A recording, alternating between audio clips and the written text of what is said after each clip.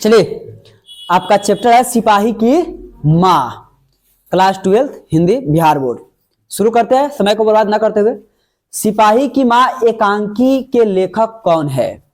सिपाही की माँ एकांकी के लेखक कौन है? आंसर आपका सही है बी, मोहन राकेश। सिपाही की माँ के लेखक कौन है? मोहन राकेश। सिपाही की माँ एकांकी के लेखक कौन है? मोहन राकेश। अगला क्वेश्चन है, बिस्नी किस एकांकी की पात्रा है? बिस्नी किस एकांकी की पात्रा है? पैर तले की जमीन, लहरों के राजहंस, आधे अधूरे, या फिर सिपाही की माँ। क्वेश्चन को लॉक करते हैं, आंसर पता चलेगा। तो सही आंसर आपका डी है, सिपाही की माँ। अगला क्वेश्चन है आपका, मानक की माँ का नाम क्या है? मानक की माँ का नाम क्या है? कुंती, मुन्नी, बिस्नी, या इनमें से कोई नहीं। तो सही आपका आंसर होगा सी, मानक की माँ का नाम था, मानक की माँ का क्या नाम था? बिस्नी। मानक के माँ का नाम था बिस्नी। अगला आपका क्वेश्चन है, मानक किस युद्ध में सिपाही के रूप में लड़ने वर्मा गया है? मानक किस युद्ध में, यहां पे किसु लिखा है, यह गलत है, किस होगा। मानक किस युद्ध में सिपाही के रूप में लड़ने वर्मा गया है? तो सही आपका आंसर होगा बी, यानी कि द्वितीय विश्व युद्ध में। किस विश्व युद्ध में? द्वितीय विश्व युद्ध में लड़ने गया था वह। अगला क्वेश्चन आपका, सिपाही की माँ एकांकी में किसकी कथा वस्तु प्रस्तुत की गई है? सिपाही की माँ एकांकी में किसकी कथा वस्तु प्रस्तुत की गई है? तो सही आपका आंसर होगा सी, यानी कि माँ और बेटी का। किसकी? माँ और बेटी का। अगला आपका क्वेश्चन है, मोहन राकेश किस पत्रिका के संपादक रहे? मोहन राकेश किस पत्रिका के संपादक रहे? सारिका, सरिता, अस्मारिका, या इनमें से कोई नहीं। तो सही आपका आंसर है ए, सारिका के। किसके रहे? सारिका के। मोहन राकेश किस पत्रिका के संपादक रहे? सारिका के। अगला आपका क्वेश्चन है, मनी डाक गाड़ी को पीछे क्यों जाती है? मनी डाक गाड़ी के पीछे क्यों जाती है? तो मनी डाक गाड़ी के पीछे राशन के लिए जाती है, पेंशन के लिए जाती है, चिट्ठी के लिए जाती है, या किसी अन्य कार्य के लिए जाती है? तो सही आपका आंसर है सी, चिट्ठी के लिए जाती है। डाक गाड़ी के पीछे आदमी चिट्ठी के लिए जाएगा, पैसा के लिए तो जाएगा नहीं। तो मनी डाक गाड़ी के पीछे किसके लिए जाती है? चिट्ठी के लिए जाती है। अगला आपका क्वेश्चन है,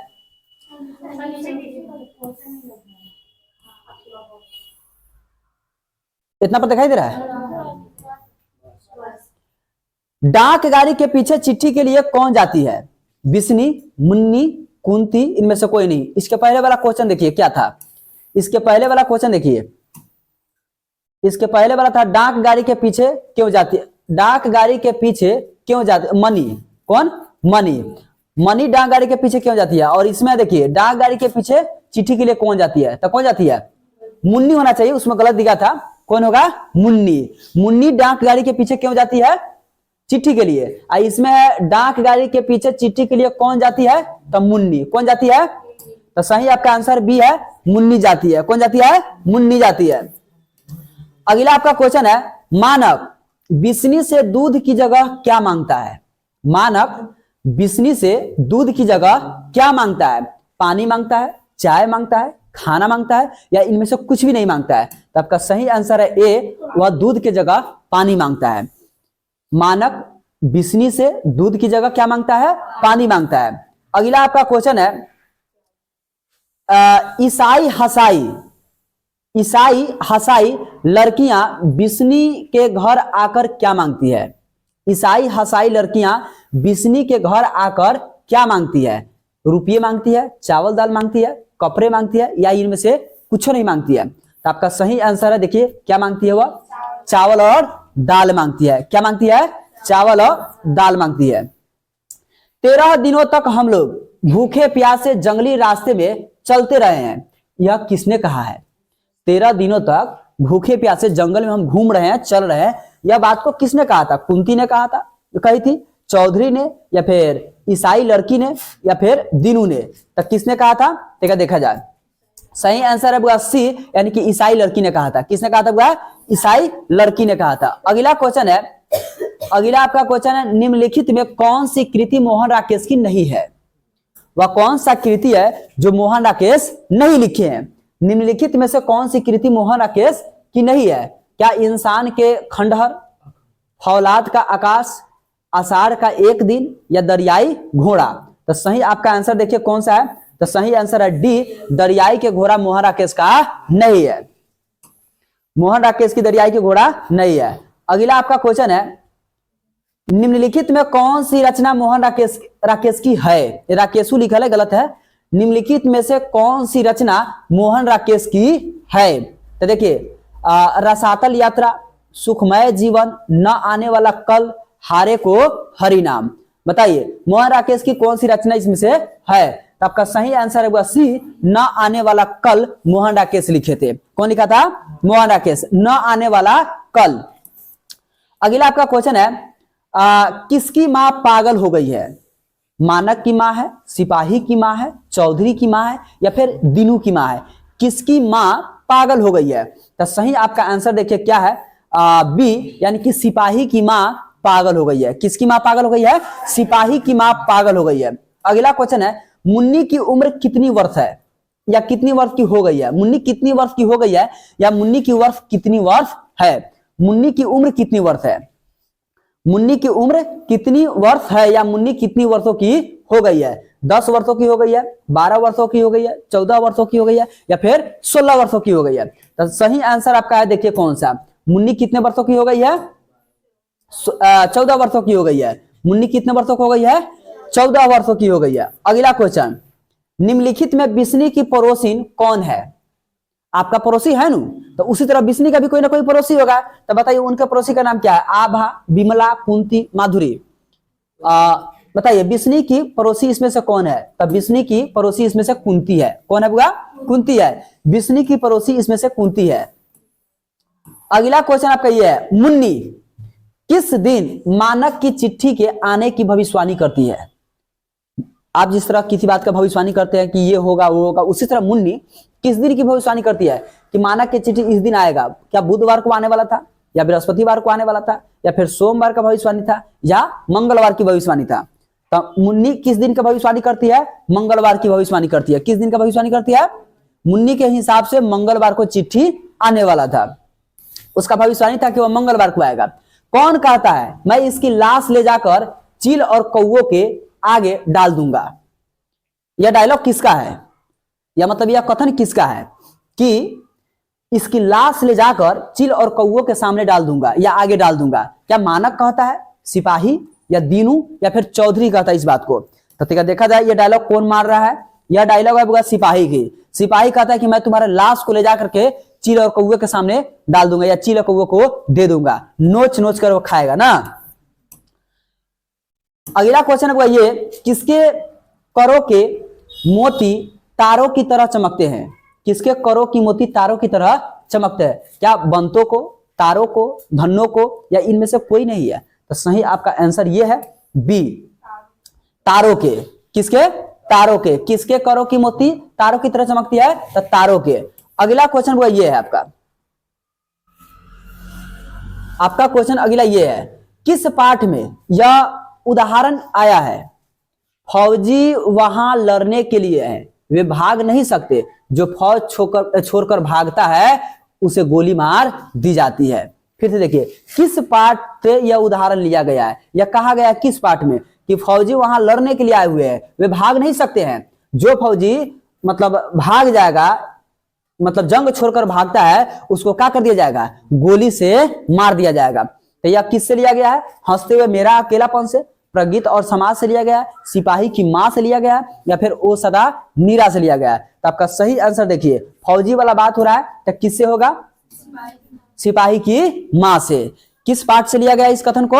सिपाही की मां से लिया गया है। अगला है, मोहन राकेश का जन्म कब हुआ था? मोहन राकेश का जन्म कब हुआ था? 8 जनवरी 1925 को हुआ था, 8 फरवरी 1930 को हुआ था, 20 जनवरी 1926 को हुआ था, या फिर 14 जनवरी 1931 को हुआ था? तो मोहन राकेश का जन्म सही देखिए 8 जनवरी 1925 को हुआ था। मोहन राकेश का जन्म कब हुआ था? 8 जनवरी 1925 को हुआ था। इनमें से कौन सी कृति मोहन राकेश की है? मोहन राकेश कौन सी इसमें से कृति को लिखे हैं? क्या जिंदगी मुस्कुराई, जानवर और जानवर, कोसी का घटवार या बहती गंगा?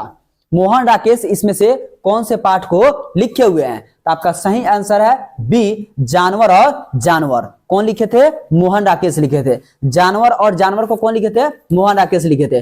कौन सी कृति मोहन राकेश की नहीं है?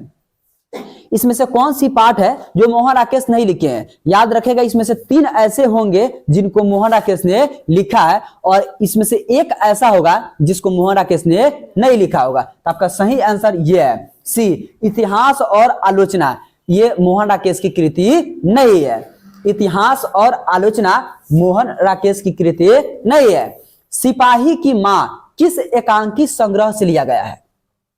सिपाही की मां किस एकांकी संग्रह से लिया गया है? उसर, भोर का तारा या रेशमी टाई, अंडे के छिलके तथा अन्य एकांकी। इन चारों में से किससे लिया गया है? तो देखा जाए इसका सही आंसर हुआ क्या होगा? इसका सही आंसर डी है, अंडे के छिलके तथा अन्य एकांकी से इनको लिया गया है। सिपाही की मां को किस एकांकी से लिया गया है? अंडे के छिलके तथा अन्य एकांकी से लिया गया। अगला क्वेश्चन है हुआ, मुन्नी और मानक की मां का नाम क्या है? मुन्नी और मानक की मां का नाम है क्या है? उसके मां का नाम मुन्नी और मानक के नाम क्या? मुन्नी और मानक की मां का क्या नाम है? क्या कृष्णा नाम है उनकी मम्मी का, या किसनी नाम है उनकी मम्मी का, बिस्नी नाम है या फिर बिमली नाम है? बताइए क्या नाम है मुन्नी और मानक के नाम का, मां के नाम का? तो उनकी मां का नाम है बिस्नी। क्या नाम है उनके मां का? बिस्नी। मुन्नी और मानक की मां का नाम बिस्नी है। अगला क्वेश्चन आपका ये है, सिपाही की मां एकांकी के अनुसार लड़ाई कहां हो रही है? लाहौर में, बर्मा में, बंगाल में या फिर जापान में? सिपाही की मां एकांकी के अनुसार लड़ाई कहां हो रहा है? हो ना रहा है कहीं? कहां पे हो रहा है लड़ाई? तो सही आंसर इसका ये है बी, यानी कि यह लड़ाई बर्मा में हो रही है। कहां पे हो रहा है? बर्मा में। अगला क्वेश्चन है, मोहन राकेश की एकांकी का शीर्षक है? मोहन राकेश की एकांकी का शीर्षक क्या है? क्या रोज है, सिपाही की मां है, जूठन है या शिक्षा है? क्या नाम है उसका? तो इसका सही आंसर है, देखिए, मोहन राकेश की एकांकी का शीर्षक का नाम है सिपाही की मां। क्या नाम है? सिपाही की मां। सिपाही की मां कौन है? सिपाही की मां कौन है? इसमें से सही आंसर आप देख लीजिए कौन सा है? आपका बी है, बिशन देई है। सिपाही की मां कौन है? बिशन देई है। कौन है? बिशन देई है। फिर कर अगला क्वेश्चन, सिपाही की मां एकांकी में कुंती कौन है? सिपाही की मां एकांकी में कुंती कौन है? क्या बिशन देई की बहन है, यानी कि बहन है, सिपाही की मां है, पड़ोसिन है या फिर मुन्नी की मौसी है? तो सही इसका आंसर देखिए कौन है? सही इसका आंसर सी है, यानी कि पड़ोसिन है। कौन है? सिपाही की मां एकांकी में कुंती कौन है? पड़ोसिन है। पड़ोसिन का रोल अदा कर रही है। रवेश जया होता है। रवेश जया होता है, क्या होता है?